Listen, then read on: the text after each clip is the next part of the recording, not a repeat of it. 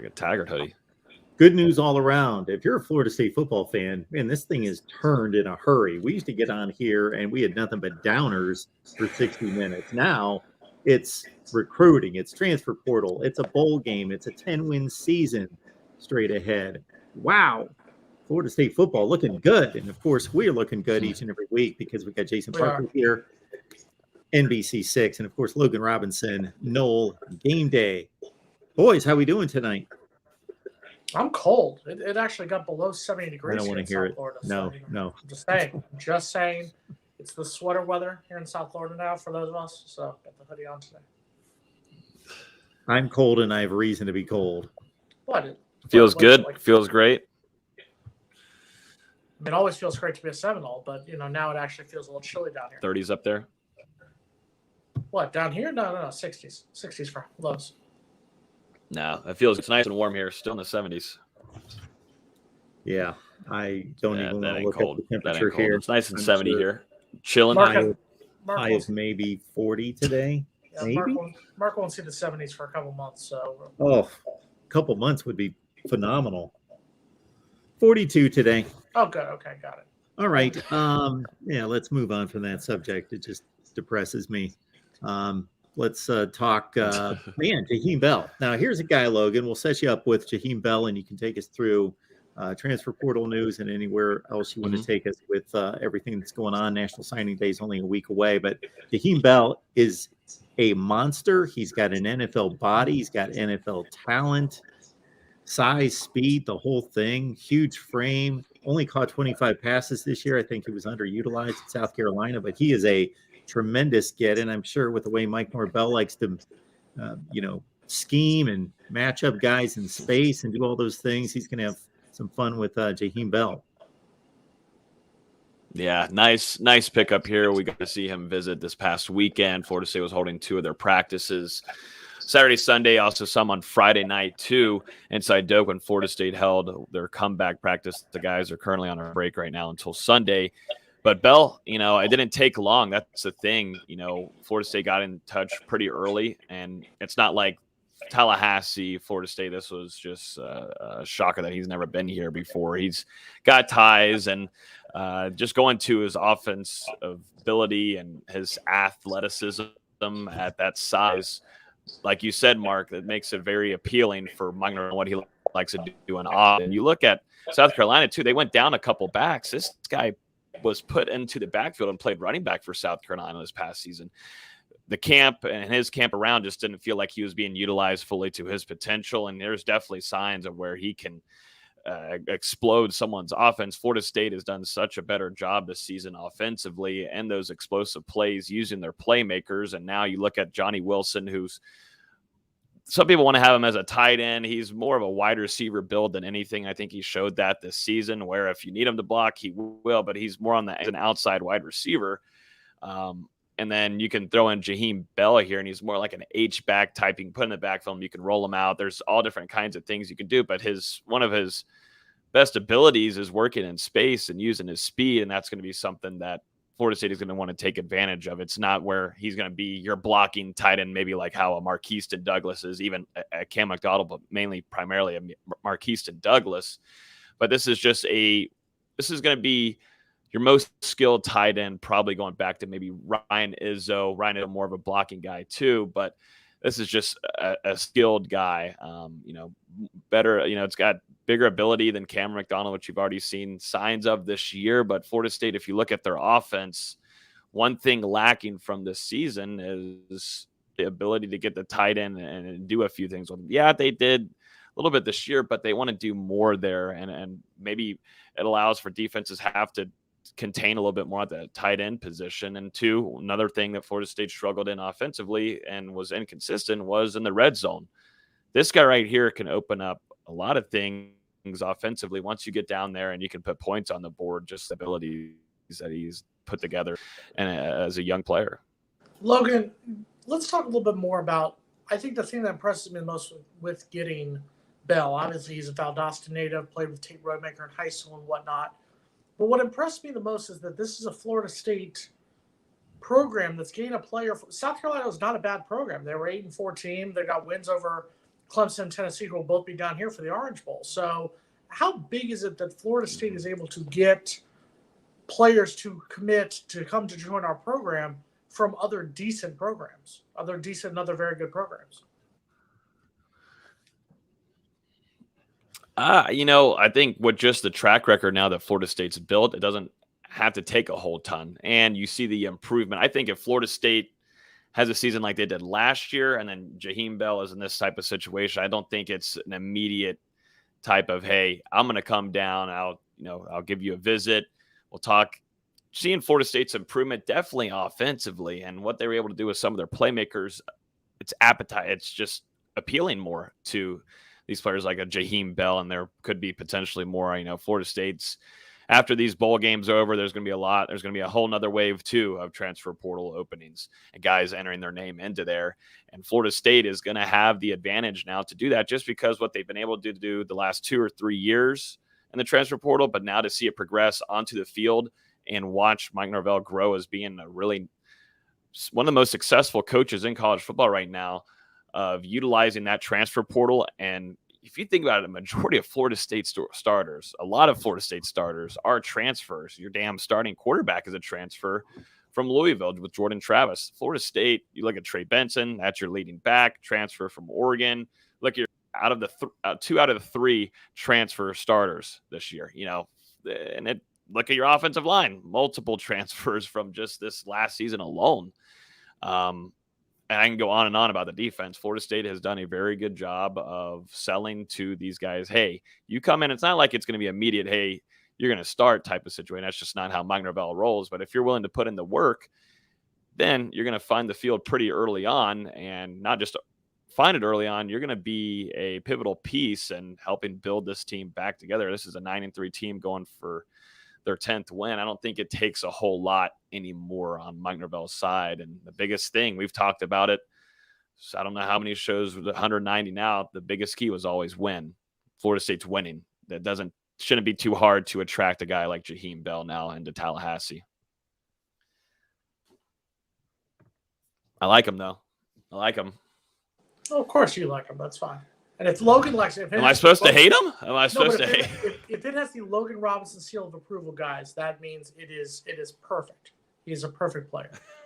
If it's between offensive linemen and players from South Georgia and North Florida, Logan has got you covered. I know it doesn't mean much here, but he gets my seal of approval too.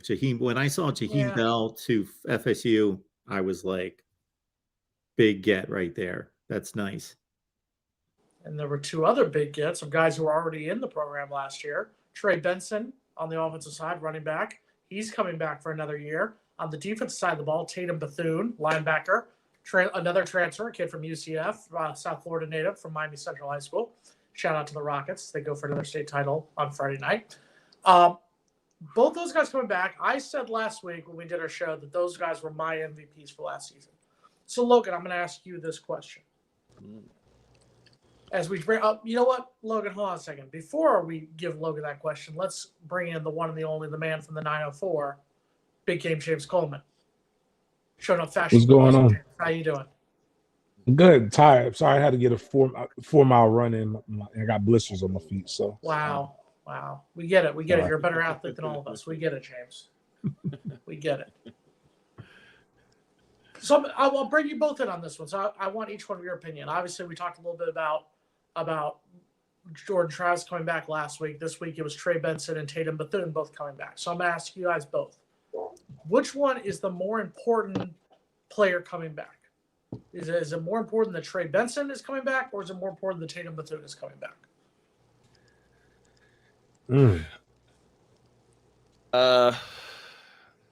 Go ahead and give me. Well, I like the Florida State's running back room, but Trey Benson we've seen can change the game for Florida State, and there was signs to Treshaun Ward. I think we're going to get to a point this offseason we're going to try to figure out who's better, who's this. I think Trey Benson has put himself to where, he's RB1. But on the defensive side, Tatum Bethune has played a big time factor there just because of the experience. He's getting coached by Randy Shannon. Those two have a close connection. He told us that played a big part in him staying. And it really wasn't a shock to anybody, though, that he would be leaving. I know that you got the NIL capabilities now and the opportunities there, which has been, will be a big discussion over the offseason. That Florida State's really elevating that part. But, Tatum Bethune, I think, is a big time piece there, but you still got you've got a few guys behind him. I think Florida State's going to try to flip this Virginia linebacker, which will help that rim. I really, really, really like Omar Graham Jr. guys. I really excited for him, but I think Trey Benson's obviously the bigger one here. I mean, the way that he's played, the way that he's made people flip their minds like that is phenomenal. It's going to be a really fun storyline once his career is over at Florida State, just from going back to when people absolutely hated that Florida State and Minor Bell took him. I mean, there was pure hatred and threads, discussion boards, Twitter. It was atrocious. And just to see what Minor Bell and Coach Yak were able to evaluate when they brought him in to do his workout, and to see what he's done now. And once he got that rust off, to see, this guy is a true starting running back. I think that's a bigger piece, in my opinion. But Tatum Bethune, of course, is a huge addition back. Logan, I am shocked that you would say Florida State fans would fly off the handle over a move. I am shocked that you would say that FSU Twitter would go crazy. That's the most shocking thing Logan's ever said. James, what do you think? Well, in their defense, I mean, we took a guy with one leg the year before, and we see it didn't really work out. They didn't do due diligence. This guy loved that move. This guy right there loves that move. Which one? December 2020, Logan loved the McKenzie. I know you keep on saying that. I was at these scrimmages, so the scrimmages were open. Just so Jason, because Jason lied. This is a lie from Jason. I went to after I saw those scrimmages. I don't know if James was there either, but I said, "There's no way in hell McKenzie Milton's starting at Florida State unless Jordan Travis gets hurt or something." Jordan Travis is light years ahead of McKenzie Milton. He should have never. I don't think it was a great take at all. I think it was a terrible take. I only brought that in because that's why fans were a little upset. We're like, can we? Because I remember some of the jokes were, "Is it okay if we take guys with two legs? Is it okay if we take some guys who aren't hurt?" But I would say Tatum Bethune, and here's my reason: is not to discount anything that Trey Benson did. Trey Benson's amazing. Arguably, I would even go as far as saying he's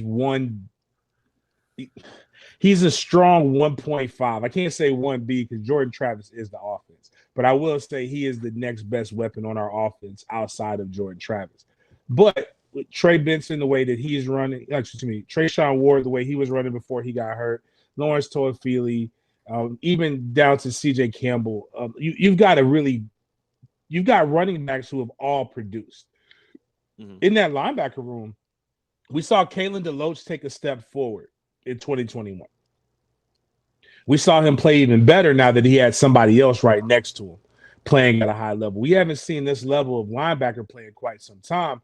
And if we were to lose him and only have Kalen, now you're having to hope that Omar Graham matures extremely fast. You're having to hope that DJ Lundy is going to be able to come in. And even though he played, again, exponentially better than he played last year, he's still not the fleetest of foot when it comes to coverage and some of the other things. So having Tatum Bethune, bringing in Latimer, looking kid from the program from out on the West Coast, our linebacker that I like. I hope he wears 44. Like that's like our white linebacker number. I can't. Anyways, our linebacker commit from Cali, and then if we can flip this kid from Virginia, I think now all of a sudden you've got some depth in your linebacker room, and you've got development. Development comes from playing, also comes from not having to throw people in the fire like too quick. And I get it. We see Alabama, we see Georgia, we see these other guys play really, really quick, but that's in spots. Like they'll either have a veteran D-line and then now they can go play a phenom freshman or sophomore. Like we're better and we're good, but we're not in that upper echelon yet. And I think as we keep guys a little bit longer, keep developing them, keep bringing in quality talent, it will be sooner than later. But I like that. I like the Tatum Bethune pick. Tatum Bethune staying a little bit more than I like the Trey Benson. Yeah, mine. I'm going to agree with you, James, on that one. Mine with Tatum Bethune is this, and I said last week I had talked to his father before at Miami Central State semifinal game when they played St. Pete Lakewood, and he said that he was a strong lean towards coming back for another year because he wanted to be a part of it, that he believes in the program and what Florida State is doing. My reason for Tatum Bethune is this, going along what James said. If, God forbid, Trey Benson gets hurt, if, God forbid, something happens to him, like you said, we still got Trayshawn Ward. We still, he's healthy. We've got Lawrence Toafili. We've got guys in the running back room who can pick up the load. We've been doing this show with Mark Rogers, the voice of college football, for over 3.5 years. And a common denominator for a lot of that time has been the woes of the offensive line and the problems in the linebacker room. We have not had to mention anything negative about that linebacker room for a majority of this season, and Tatum Bethune is the reason for that. Tatum Bethune came in here. Tatum Bethune had the work ethic, he had the determination, and he bought in to this movement. Plus, it's another Miami guy, and I know that drives Logan crazy because he hates all players from south of I-4. So it's fine. Can't stand any of them. Too much talent. I know. It's fine. It's fine. I think there's some other ones worth noting also that signed with the Battles and another NIL group that's primarily focused on retaining players, which is a pretty cool idea. I think two worth noting that three. Dennis Briggs, not that he was going to be going anywhere NFL draft wise of that nature, but now with the transfer portal, you don't know what's happening. I mean, the Jared Jackson thing was kind of a shock there. Florida State was able to have a plan B, C. They always do, it seems like, with Mike Norvell's staff of getting Daryl Jackson from Miami to come in. He already had ties with Florida State staff too, but I think Dennis Briggs is one worth noting there. He's in return for 2023. Kentron Portier, which I thought could be up in the air on what he wanted to do. A guy that you would see flashes throughout games, has some good hands too, a nice red zone threat. We saw that throughout the season. Jordan Travis really liked going to number 88. And then Malik McLean in there too, because he was kind of fighting there at the starting unit. Ontario Wilson as being the most experienced guy in the room overall in Florida State system would get to start over him. And then Johnny Wilson alongside Micah Pittman would be out there. Not like Malik McLean wasn't getting a lot of reps, but there's now opportunities elsewhere. And you're seeing a lot of guys that have started in other ACC programs go and try to find other places to play. And so I think those three are worth mentioning. And just to what you're going to be bringing back next year too in that wide receiver room, it is absolutely stacked. And with the talent that's coming in with Destin Hill, I mean, come on now, we are not done with the Destin Hill saga. I didn't really mean to mention that because now the entire comment section will be about Destin Hill, but Mark, it gets the clicks. Mark, it gets the clicks. Yeah, I'll take it. It blows up now. Thank you, Logan, for that one. Destin It gets Hill. it. Get ready. It's going to be, we have our show at 8:00. I think I'm just going to start off with that just to start getting some views to come in now. That's just kind of how I use his name now, just to bring in the clicks. Deshaun Platt 2.0. A lot of Florida State fans don't know who Deshaun Platt is, but we know who Deshaun Platt is. But he was supposed to be the next guy. He was in my class. I think he was a 5-star, if I remember correctly, like one of the top wide receivers in the nation. I don't know what he looks like. He never made it. Him, Lonnie, I think Lonnie Davis was from Jacksonville. Fred Rouse. I don't know. Fred played though. Like Fred actually came to Florida State. I don't know.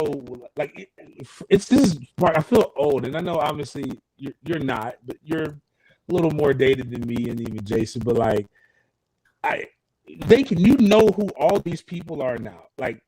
I remember the report when I was coming out. Somebody put that I was 6'4", 245 pounds. And I was like, if I was 6'4", 245, holy crap, I wouldn't even be thinking. I would be thinking about I would already be signing my NFL checks. But, like, you just lie so much on the internet. But, like, I legitimately had guys in my recruiting class who were supposed to come.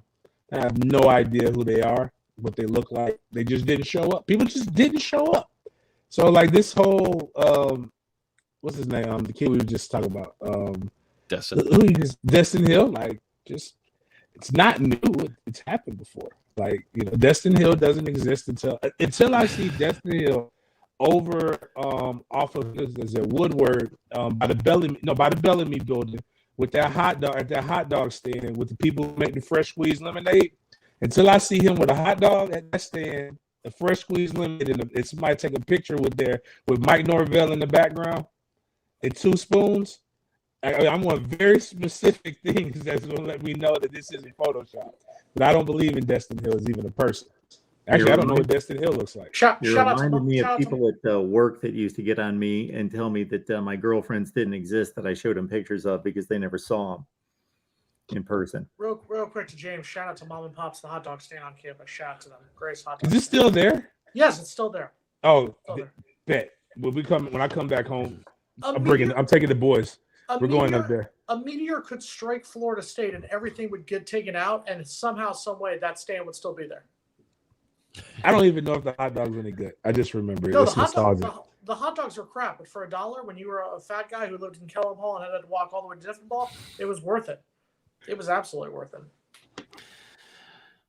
Yeah, I forgot to mention one more too. So 4 in total. Lawrence Toafili returning also in 2023. I think that's a huge one with how that running back room is. We haven't really seen anything from Trayshawn Ward and what he intends on doing there. He was at practice, full participant, everything. Nothing changes there. You know, these guys are full steam ahead. And during practice, you see Amari Gaynor out there. There's a few others like Sidney Williams that are intending on entering the transfer portal, who have put their name in there. Mike Norvell allowing them to practice right now. The only person I haven't really seen is Sam McCall out there, but on good terms with a lot of these players, which is a really cool sign. And you're seeing Mike Norvell also quote tweet some of the players whenever they're putting out their announcements and giving them good words and encouraging some other schools to look at them. So it was cool just to see the culture change now, this shift here that Florida State and what Norvell has been able to do in that locker room. It's been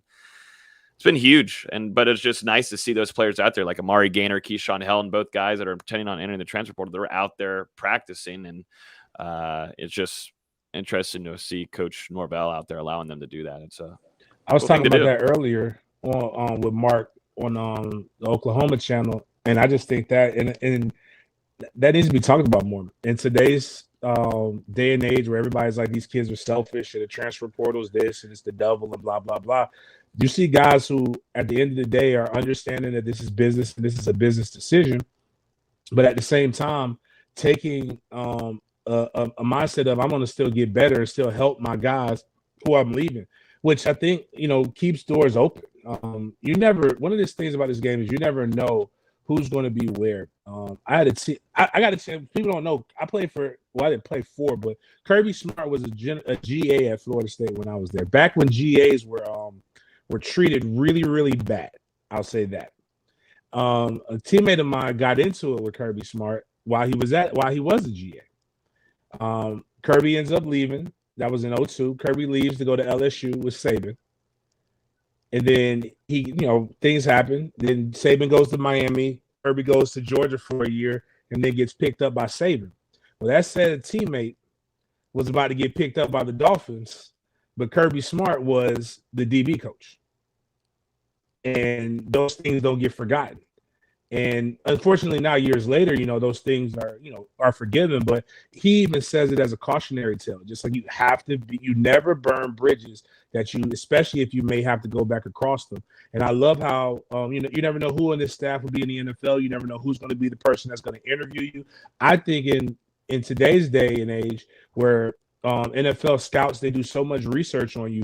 If they come in and they're saying, hey, man, coach, this guy left to transfer. How do you feel about him quitting on your team? He said, no, he was a Seminole all the way through and through until he was no longer a Seminole. I think that actually speaks more volumes to a guy who's on the fringe, because no matter what happens on the business on the NFL side, you get cut, you got a consummate professional that's going to come in and it's going to make your organization better. And I love that for guys like Amari Gaynor, Keyshawn Hilton. Mm-hmm. I also know that they're going to be successful whatever stop they go to. Speed of consummate professionals, Logan, you know what time it is. Look at the clock. I do. I want to comment too, just on Keyshawn Helton. I know you did a lot of work too with Amari Gaynor, so I've obviously played with him, have a friendship there. But just looking at Keyshawn Helton, man, I'm wishing him the best, and that's someone that Mike Norvell, I think, has a really, really close relationship with, and someone that there's players that we'll talk about probably 2 years, 3 years from now if Florida State's able to reach and even an ACC championship, college football playoff, a national championship. There's going to be a few players that help change the cultural overall, because that was something that was majorly needed in Tallahassee. Keyshawn Helton will be one of those names that we'll talk about. And well deserved, and hopefully wish him the best. But if you're still on here, hit the like button. If you want Jared Verse to stay another year, hit the like button. If you want Fabian Love to stay another year, hit the like button. That's the way we're going to do it here. It's seemed to work out so far. I think we did it with Jordan Travis and popped and decided to stay. Hit our record. If you want Fabian Lovett and Jared Verse to stay. If It's hitting pretty well, I got to say. I think I missed Yeah. one of them where Florida State didn't lose a game. Like I said, if you want to have FSU keep winning games, keep hitting that like button. After that, though, everything's been hitting. I gotta be honest with you guys. You went a little far with that one right there. So let me If you want him to stay. Let me ask you a question. So recruiting is coming up. Obviously, National Signing Day is 1 week from today, on the 21st. The early signing period begins. There are a couple names that I think Florida State is looking at, guys who are committed to Florida State or guys that Florida State are still in the process of, in the hunt for, if you will, still trying to get. One of those names is a guy down here, 5-star wide receiver, Hakeem Williams. He's a kid from Fort Lauderdale, Stranahan High School. He's the guy who had Snoop Minnis, Peter Warwick at his signing day ceremony. Lights, action. He had Jason Parker at his signing day ceremony, so obviously you knew he was going to go to Florida State on that one. Miami's pushing hard. Miami is still pushing hard. So here's my question. Do you think he sticks with Florida State? Yeah. Oh, Keem straight. I can speak with extreme confidence that Keem is straight. And if he wasn't, it wouldn't be Miami. Miami is I found them very interesting. I find them very interesting as a fan base. I have the utmost respect for the University of Miami. I would have gone to Miami. But I will say this, for a team that has got beat 45-3, got beat the year before that when Florida State was less. The way they move the goalpost is just so amazing. It's actually very impressive. Like I go to sleep, and I wake up to read texts where real adults are getting ready to go do their job, their responsibilities, drop their kids off, go to work. But I'm reading during fornication hours, basically late at night, when you should be either sleep or next to your bride or your beautiful significant other. It doesn't matter. I don't care what you identify as. You're with your significant other. These guys are up here tweeting about beating Florida State for a prospect that brother was on the coaching staff. Like, and then saying, oh, that's why y'all shouldn't have sang happy birthday. And I'm like, and then we're like, well, okay, great. Congratulations. You guys are winning the offseason again. We're trying to win games. And then, I posed the question: is it better to lose a recruit singing "Happy Birthday" and being cordial when they're on an official visit, or is it worse? To do that, or is it worse to sing "Happy Birthday" to your coach and lose to Middle Tennessee State? Because that's what happened on September 24th. And oh my goodness, you would have thought that didn't happen, or these things. So, but Miami just feels like they're going to get everybody, and I love it. You have the confidence, but the person who and it wasn't as close, but the kid was curious. Everybody is curious to at least entertain a phone call from a one Dion primetime, and that did almost happen. But even then, but that got nipped in the bud by his camp, saying, "Yeah, no, we're not gonna do that. Like I can promise you that." So that happened. I know for a fact he's not gonna see the lion ass cuties. So oh no, Hakeem Williams and talking to his family at his ceremony when he announced his commitment to Florida State, they want him at Florida State. They absolutely want him to go to Florida State, and mom holds big weight in his decision making process. So that's why I also believe he would go to Florida State. Mm-hmm. As far as Ruben Bain here, talking about the 4-star defensive end from Miami Central who committed to Miami, whose uncle played for the University of Miami. Like you said, his brother's a graduate assistant. So Miami had a big stretch. Miami had to do a lot of work to get a player from a school that's roughly 10 miles from their campus. Congratulations, Miami. You're still going to watch all the bowl games this season. So congratulations, John Ruiz. You're going to end up in prison for Medicare fraud. So congratulations. Oh, wow. Oh, he's going to jail. That man's going to jail. That man is he's the Cuban Nevin Shapiro. That's all he is. Jeez, Jason. Flip that. Flip. All right. Tough. I haven't had any concerns because I think before he ended up committing with Florida State, he was saying, I'll still maybe visit a few schools, do some visits. But once we started seeing that wasn't happening after he committed and that talk went out the window, we got Coach Shu in the Discord too, and I'm not worried too much about. Yeah, they're doing a lot more.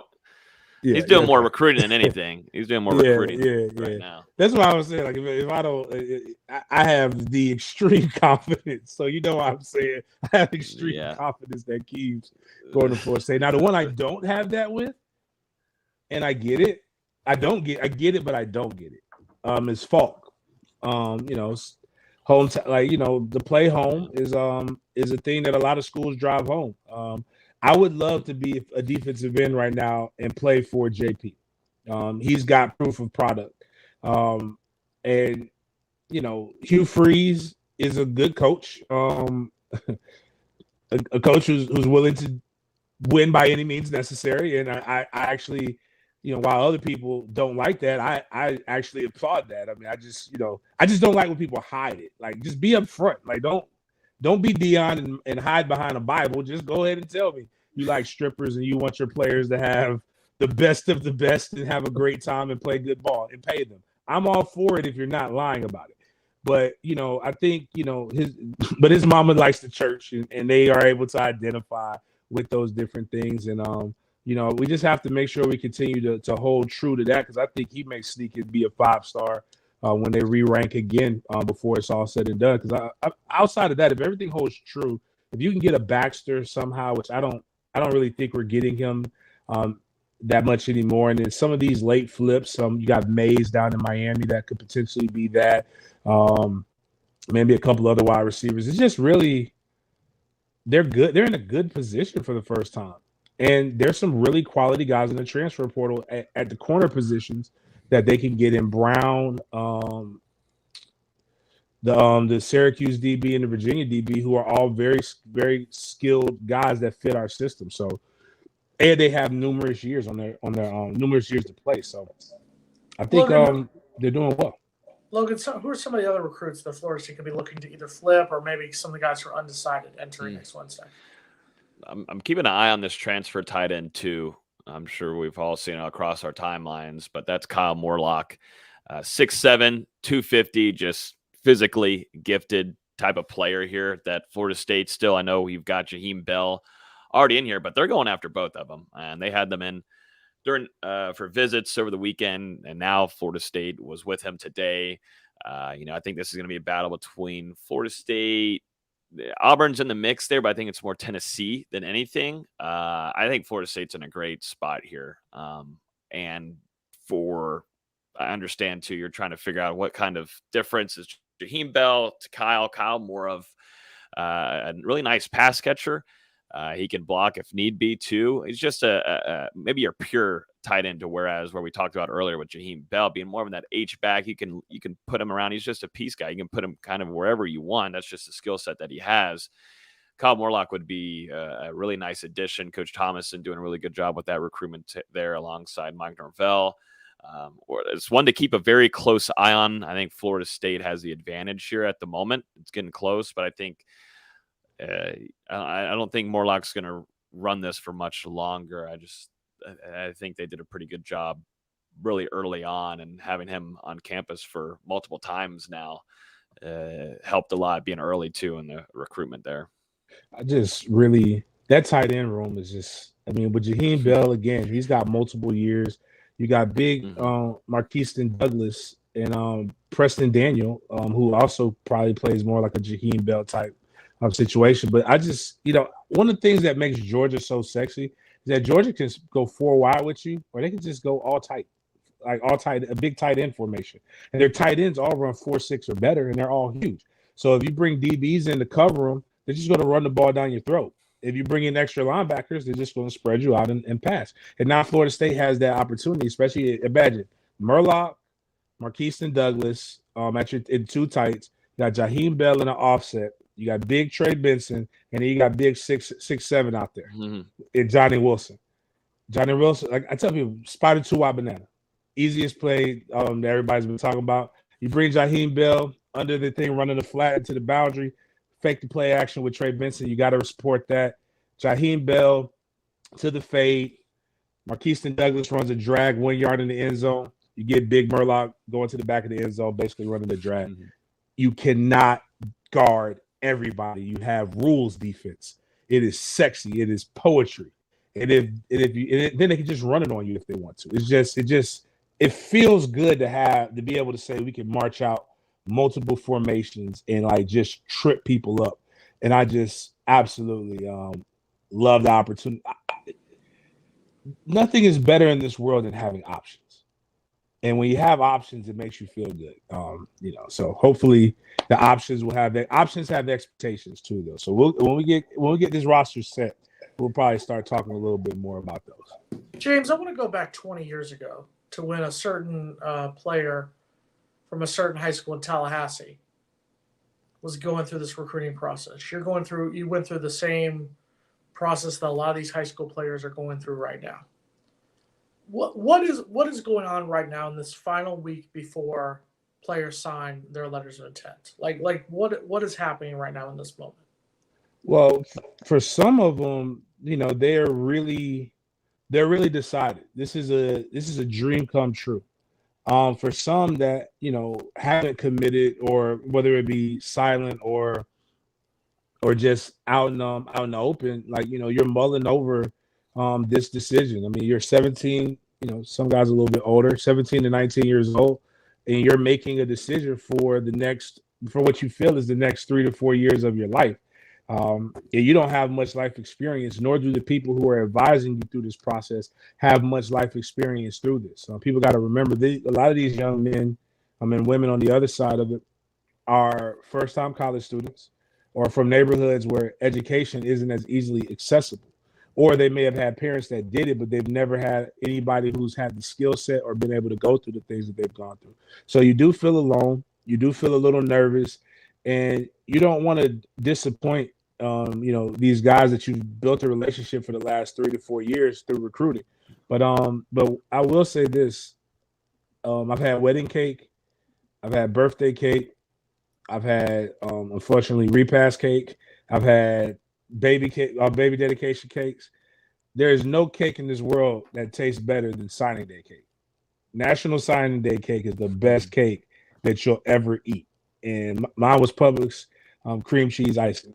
And it was delicious. It had a little Seminole helmet on it and the colors and stuff like that. So, those guys will remember it, and hopefully they'll be able to do something memorable so that when they are done 20 years later, they're on a stream show that the nation gets to see. They'll be able to tell people that signing day cake, that was one of the best decisions that they ever made in their lives. So I liked it. If I could do it all over again, I probably wouldn't change a thing. I love playing for Bobby. And I love what flavor was the cake though? Was it a chocolate cake? Nah. Straight regular vanilla cake, cream cheese icing, strawberry filling. I get that same cake every birthday. I don't like change. I am so consistent with so every now and then I'll get a yellow cake with some chocolate icing or a red velvet cake. But if you're giving me something for a celebration, damn it, that's the cake I want. Don't mix it up. I know I like that. I know Publix doesn't mess that up. They are very good and consistent at doing that. When they've given me other stuff, disappointments on my face. For my 40th birthday next year, I want Logan to get me a red velvet cake. That's what I want. Red velvet. That's mine. That's my go-to cake right there. Is red velvet.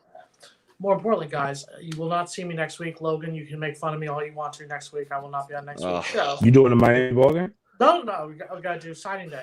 All crazy stuff. The Invisible Bowl, yes, presented by the Miami Invisalign. The Invisalign Bowl, exactly. So, but before I go, I want to wish you guys Merry Christmas, Happy Hanukkah, Happy Kwanzaa, and may the recruiting gods give us a great National Signing Day next week. Here for it. And you know what? As a Christmas gift, since I won't see you guys until after Christmas, I'm going to say it. I never thought I would say it. Oh. Here we go.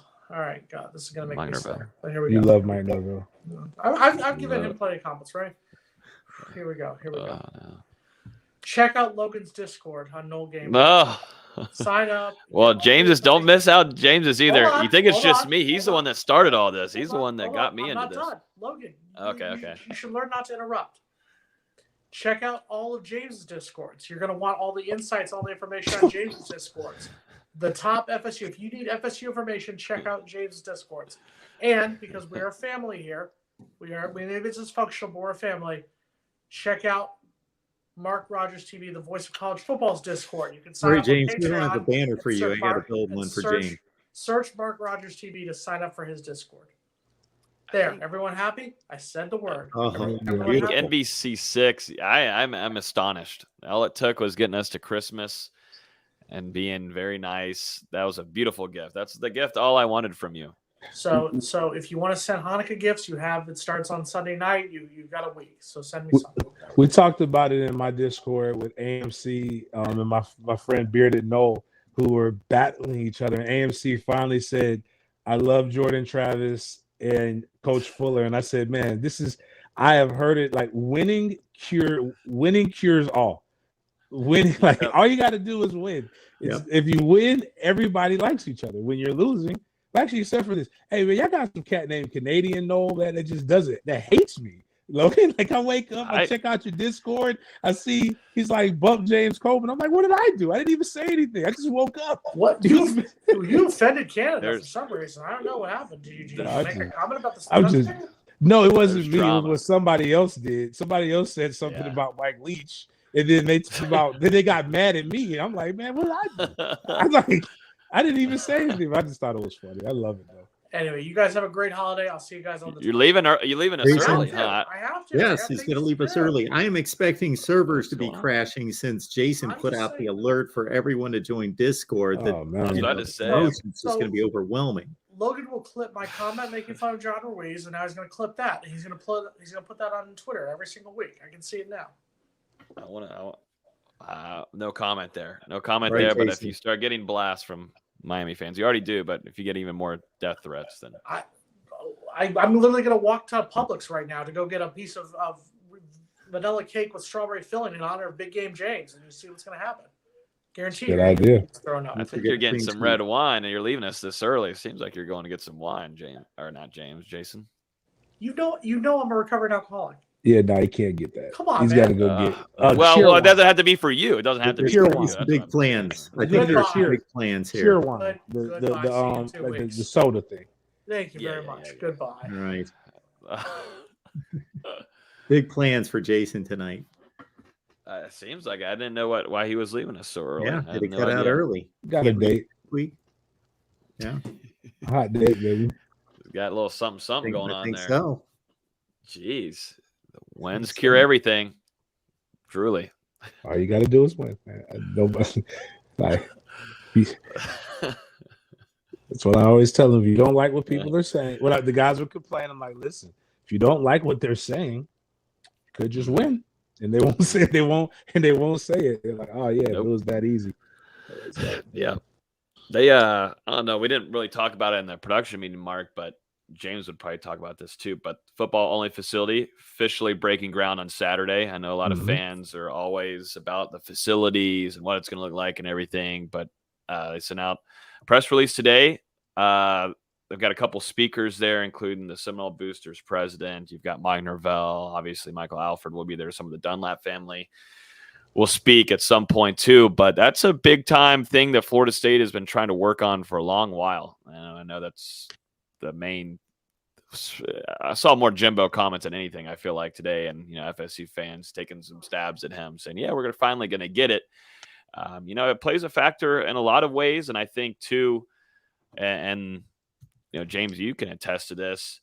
Separating, you've got your gym now, and that's in the Moore, and that's mixed with a lot of things. You've got the cafeteria in there too. It's mixed with about every sport across the university. Maybe a few that aren't in there, but let alone you've got lifts going on there. Your schedules have to fit around too, so then allows other sports programs to come in to get their lifts in, workouts. Having a football only facility not only just is it's attractive definitely for recruiting, but it helps your internal core of a program too. I think it's going to be pretty interesting on Saturday to get some more intel on what it's going to look like, the deadline for when that's going to be, maybe 2024, late 2024 or late 2023, 24, whatever it's going to be, but it's going to be a big time deal for this program moving forward. And it helps too. You get to do this after getting 9 wins and fighting for 10 wins too.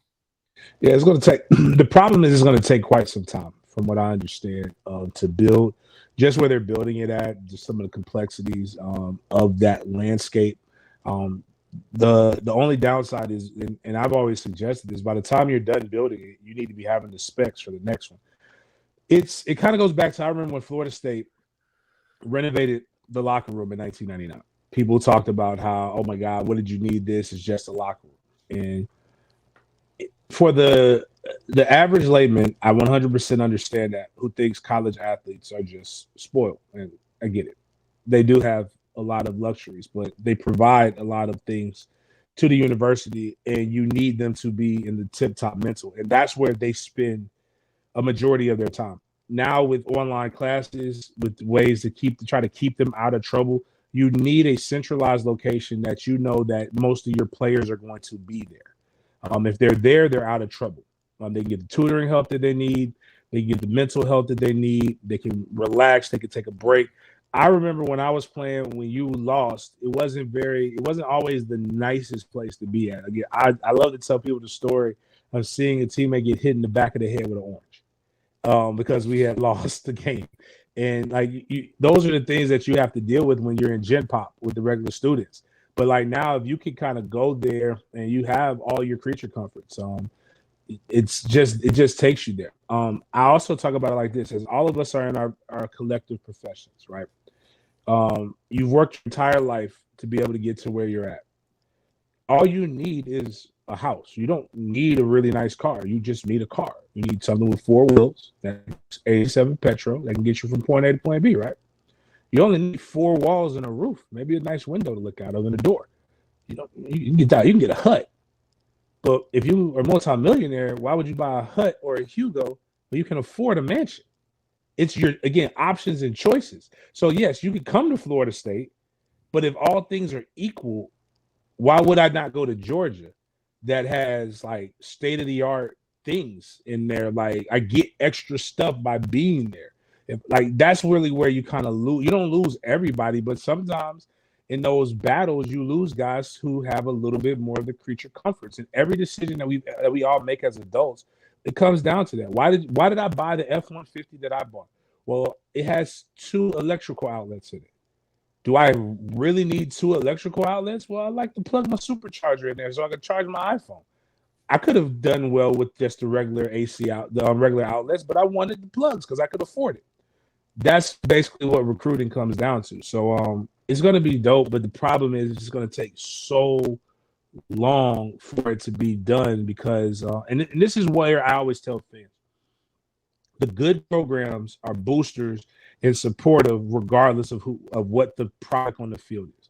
And I know it's easier said than done, but Nebraska supports whether they're defeated or they're going to the national championship. They're going to always have 65 plus in there at their spring game. Michigan, they got their helmet money. They're gonna this is the best year Michigan has had since Charles Woodson. These are the things that, but you've never seen them say, "Oh, I'm not gonna go to a Michigan game." They may fire a coach, but they're gonna still do things necessary to move the program forward. My only critique for Florida State fans is that it's ridiculous that we stopped donating because Tag was stinking up the program. Yes, he needed to be fired. But at the end of the day, look at how far back you've got us. Now we're winning, but it's still 3 years away. That's still too long from now. So imagine if you would have just done what you were supposed to do. And now imagine we're breaking ground. We're opening the doors of the indoor practice facility on the heels of a 10-win season. Now imagine the momentum that you have coming in as you've got guys on recruiting business and stuff like that. But we'll get it eventually. That's why we have good leadership at athletic director and with Stephen Ponder with boosters. Every Wednesday, folks, this is what you get. Great analysis on FSU football from Big Game James, Logan Robinson, and the departed Jason Parker. Of course, right here at the Voice of College Football. And somebody had mentioned earlier in the chat, Logan, how you possibly could have been in two places at one time. Did you see that comment? Yeah, we ran one live of our right videos now, at right? 6. Okay. Yeah, we ran a video, a scheduled like premiere video thing at 6, and that's probably why there might have been freaking out a little bit of what's going on here. We got CGI happening. Well done. But yeah, I don't know if there's anything more that really came out this week. There was no reason to spend much time on Ruben Bain. Never had a thought that he would be going to FSU. It's nice to come visit and whatnot, but I think in his head, like he had already put in an interview that he was already committed. In the back end of things, Florida State, I'm seeing comments left and right. Florida State's defensive end, we're going to be, I understand too. Kedrick Folk, I would like to see him as night. We've seen him in person.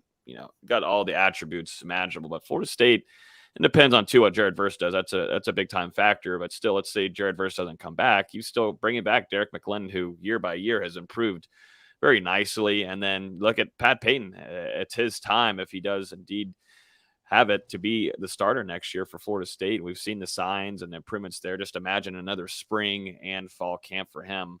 And then you got some guys behind him like Byron Turner, who near this latter half of the season has seen a huge jump and improvement and a lot of praise from Coach JP. And then going into some of the guys coming in, my favorite out of them all is going to be Lamont Green Jr. Just the talent that he has with that get off speed is, you just can't teach that. And he's going to get in that room there, in that weight room with Coach Storms. His dad has done a really good job enough putting some muscle on him, but Lamont Green Jr. is going to be a really, really nice player for Florida State for the next couple of years. And then Jaden Jones, who's recovering after ACL injury, but it seems like he's told our guy Dustin that there's optimism on his side that he'll be a go for full go for fall camp. Maybe there could be some chance at a late spring of getting involved. But Jaden Jones, one of the top picks out of JUCO at the defensive end area of things. He's also really impressive. The staff has very high expectations for Jaden Jones. So Florida State's, I think, going to be fine at defensive end room. But, if you're able to still keep Kedrick Folk in this class, and then if Jared Verse comes back, and that room once again is just immensely loaded for another season ahead. Jamori Flagg is 6'3", 235 out of Booker T. Washington High School in Miami. Just committed in the 24 class. I don't have a ton on him. That happened earlier this morning. It's good to have a 2024 guy. The staff really likes him. He came in for a camp, impressed really early on, but only continuing to look ahead into next year's class, which Florida State already was doing in 2021. And that's why this 2024 class is really impressive right now, with a lot of really rich talent that Florida State evaluated really early on. And they see a lot with Flags. So it's always nice to go down there in Miami. I'm surprised Jason didn't bring this up earlier, but it's another nice, talented player that plays against some good competition for a young age. And Florida State and Coach Adele Higgins, along with JP, like him a lot.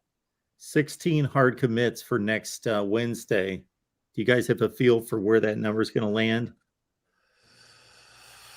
It's at 16 now. Yeah.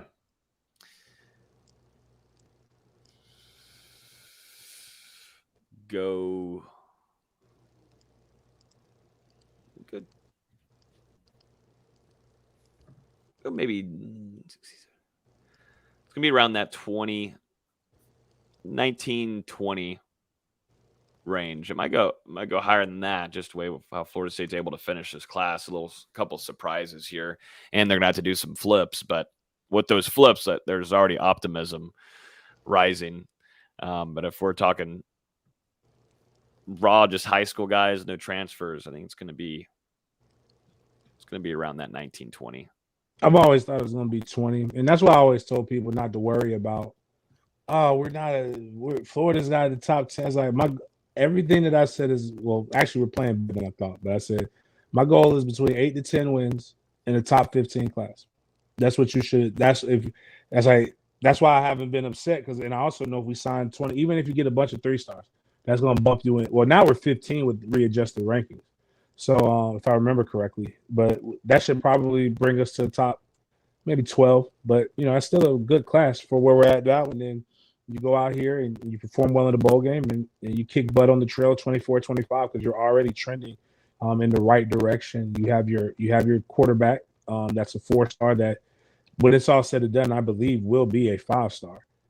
You've got your running back who's a 5-star already. There's plenty of 5-star. There's actually one from out of Texas that actually reached out to me that wants to figure out how to even get recruited by Florida State. So people are taking notice for what Mike Norvell is doing. It's not overly braggadocious, but that's not his style, which I actually appreciate. I think one of the things with our rivals is that they feel the need to tell, to speak, to say so much. And where I'm from and the way I grew up, the loudest person in the room is typically the person that you should fear the least. It's the person that doesn't say anything that terrifies people. So and that's where I think Norvell and a lot of guys behind the scenes are doing their most work. James, let everybody know where they can contribute for your Christmas initiative for nice gifts for nice grades. Yeah, we're doing we're giving out gifts on Friday. Actually, I think the Golden Girls coming with me in Tallahassee. So the dance team, they're going to come with me to a couple of elementary schools. We're going to give out some gifts. We're going to do something here at Jacksonville as well on Friday. If you can go to Cash App, # MFTK36, or you can go to PayPal, mftkfoundation@gmail.com. You can donate. Any denomination is great. We're roughly about 1,000 short right now, so any kind of denomination would be truly appreciated. If you don't, we're going to still give as best as our ability. This is one of those things where I always tell people you get a chance to see the end product. I think actually with this one, all the money, 100% of the proceeds go toward purchasing a gift from Amazon to these young men and young women who have made good strides in the classroom as well as in citizenship. Some of them don't necessarily do the best in the classroom, but their attitude has changed, and it's all from a book bag. At least that's what we like to do. So they're all participants in my book bag drive, where we give them book bag with the motivational sayings and images on there, letting them know that they can do anything. So that's one of my lovely things to do, is to give back to the community and give hope. So this is what we do every year, and this is what all the tailgates and everything else helped finance and fund. So that's why I'm so strongly about those things, and especially when we're putting out a product. I want to make sure that it's perfect so that I can do what I want to do in the community, with or without the help of the masses. But if we all do a little bit, we can all do it. It can impact a lot, and I think that's the message that I want everybody to realize this holiday season. Awesome, love it. Logan, let people know where they can find you and what you've got working. We've got a show at 8:00 tonight. We're going to go over all the stuff from this week that happened, and obviously we'll talk about Trey Benson returning. We'll talk a lot about transfer portal, Jaheim Bell, everything imaginable, and then we'll talk about this football-only facility coming out on Saturday that we'll be there to cover that, and just kind of leading into early signing day, which is always a busy day for FSU. So looking forward to that. But that's going to be at 8:00 tonight on our YouTube channel. We'll be going live then. And that's about it. Enjoying this. We're getting close to game week. So I'm itching to get down there to Orlando. Might have to pop by James's tailgate. Tried to do it. LSU. I heard it. I think I texted him and said, I hear that. I definitely know that's the tailgate because I knew where that was at. We couldn't find a way to get in the friggin' stadium, but I might have to stop by. This one right here is literally right in front. It's a very short hop to the stadium. What is this game at 5:30? Yep, 5:30. So if I get there 12. I'm just seeing how long. We're starting at 12. One of those. We'll be cooking. We'll start cooking at 9. I think my guys will start cooking at 9. We're gonna grill out there. We're gonna have barbecue and seafood. Real quick, Mark, I want to tell Julian thank you. Somebody donated. I'm assuming Julian's listening to the show. Appreciate that donation, man. And I have to do that. Thank you so much. Awesome. Great Sweet stuff. deal. All right, everybody. Knoll Nation, listen up. Next Wednesday, it's National Signing Day. Do all the things. Be locked in on these two. But we'll be back here next Wednesday at 6 Eastern. So bring it on back and bring some folks with you. And we will see you next Wednesday. James, Logan, appreciate what you do. You guys know that. Thanks for making this happen. Appreciate it, Mark.